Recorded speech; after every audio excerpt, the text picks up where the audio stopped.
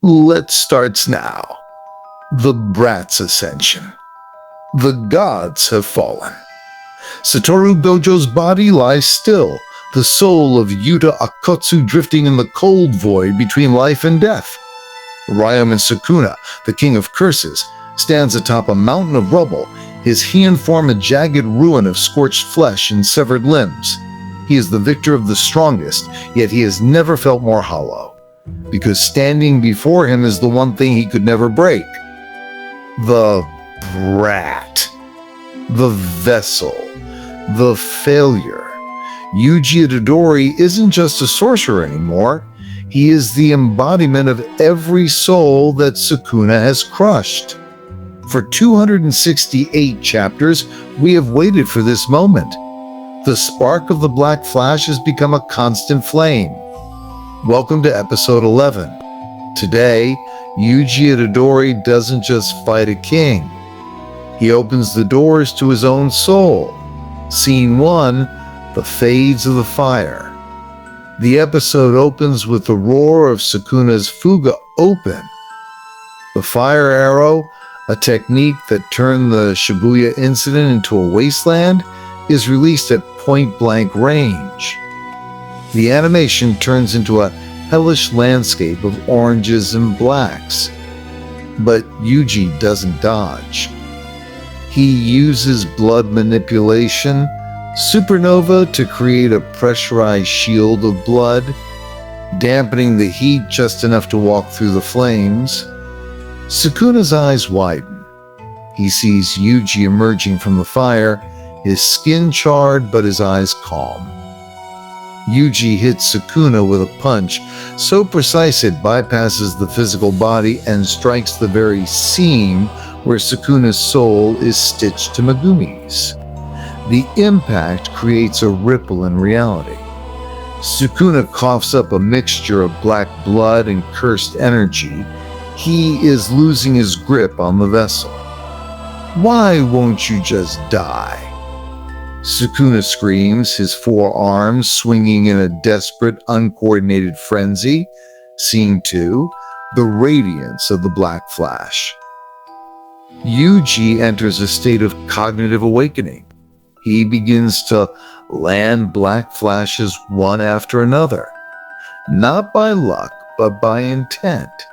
Every strike is a thunderclap of cursed energy.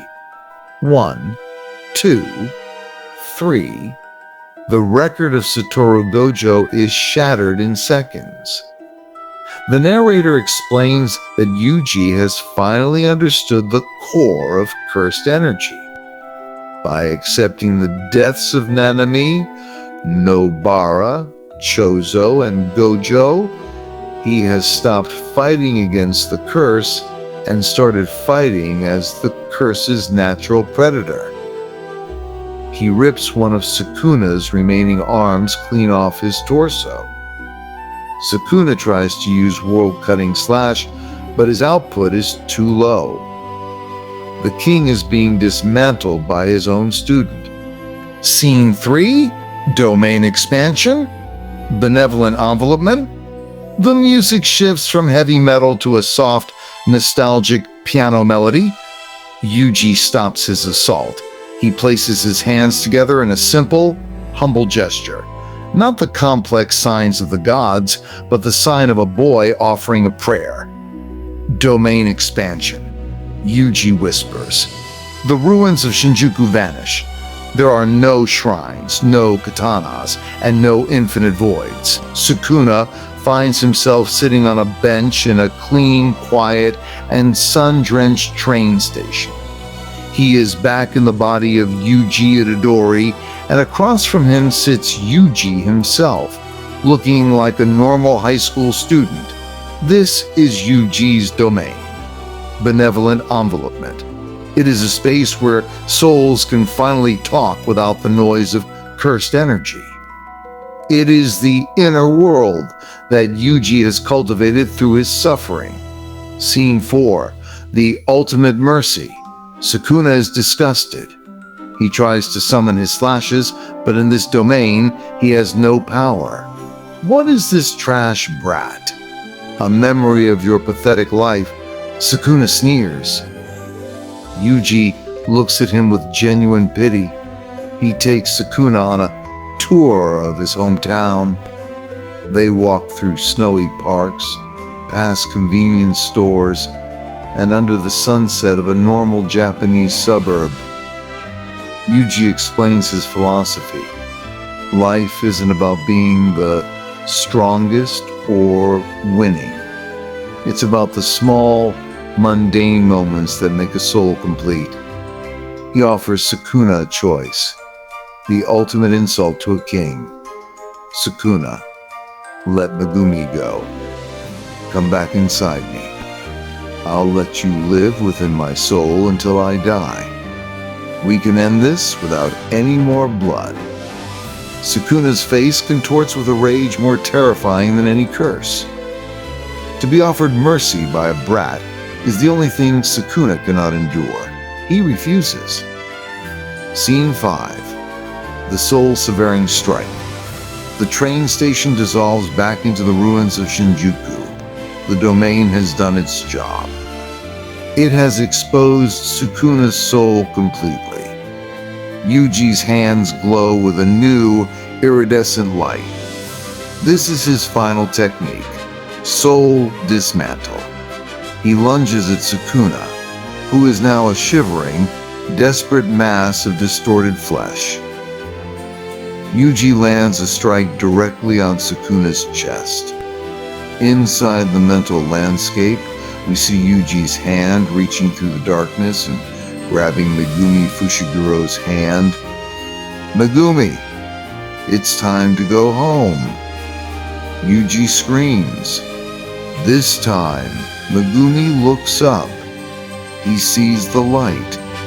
He sees his friend. He reaches back. The connection is made. With a sound like 1,000 mirrors breaking, Sukuna is ripped out of Megumi's body. Scene 6. The Fallen King. The episode reaches its climax with a terrifying visual. Sukuna is no longer a four-armed king.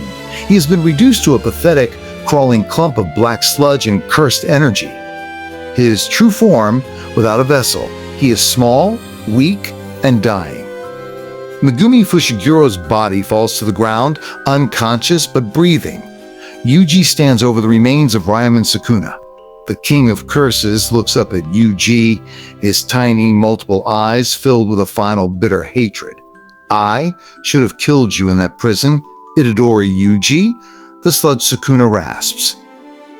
Yuji looks down at him, a single tear falling from his eye. Yeah, but you didn't. Yuji raises his foot to crush the last of the curse. But before he can, the sludge Sukuna begins to glow with a strange white light. The merger that Kenjaku started, it's reacting to Sukuna's death. The episode ends with the sky over Japan opening up as a massive, world-ending creature begins to descend. The king is dead, but the end of the world has just begun. The final suspense. The king is a puddle, but the merger is here, the final enemy. What is the true form of the merger, and can a half-dead Yuji and Megumi stop a monster made of millions of souls? Megumi's return. Now that he's free, can Megumi find the strength to fight one last time, or is he too broken? The survivors. Who is still standing to help Yuji in the final episode of the series? If you're crying for Yuji's victory and terrified for the ending, smash that like button and subscribe. We are at the penultimate episode. Press the bell icon for the series finale, episode 12, where the final curtain falls on Jujutsu Kaisen. Is this the end for Sukuna, or does he have one last trick? Let us know in the comments. End of episode 11.